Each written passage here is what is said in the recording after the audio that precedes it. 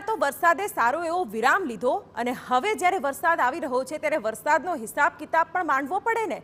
ક્યાં કેટલો વરસાદ થયો તે પણ આપને ગ્રાફિક્સના માધ્યમથી અમે દર્શાવી દઈએ કે ક્યાં અત્યાર સુધી એટલે કે ચોમાસાના મંડાણ બાદ કેટલો વરસાદ વરસ્યો છે।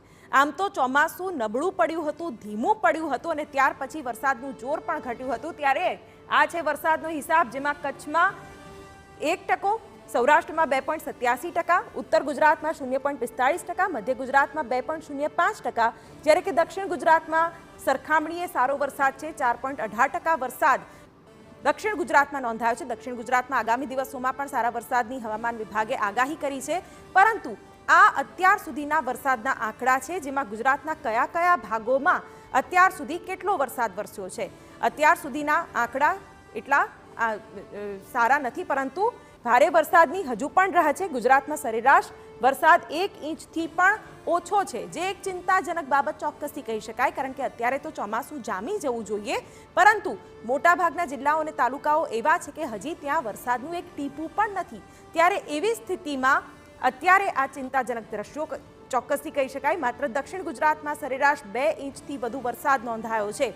દક્ષિણ ગુજરાતમાં વરસાદ વરસ્યો હતો, નવસારીમાં ચોમાસું સ્થિર થઈ ગયું હતું અને તેના કારણે દક્ષિણ ગુજરાતમાં ચોમાસું જામ્યું પણ ખરું, વરસાદ પણ વરસ્યો। જોકે ગુજરાતના 70 તાલુકાઓમાં બિલકુલ વરસાદ વરસ્યો જ નથી, જે ખેડૂતો માટે ચોક્કસથી ચિંતાજનક સ્થિતિ કહી શકાય। 70 તાલુકાઓમાં ખેડૂતો વરસાદથી વંચિત છે અને આવનારા દિવસો કેવા જશે તેની ચિંતામાં અત્યારે જગતનો તાત પડ્યો છે, કારણ કે હજી પણ જોઈએ એવો વરસાદ વરસ્યો નથી અને તેવામાં ખેડૂતોની ચિંતા પણ બેવડાઈ છે।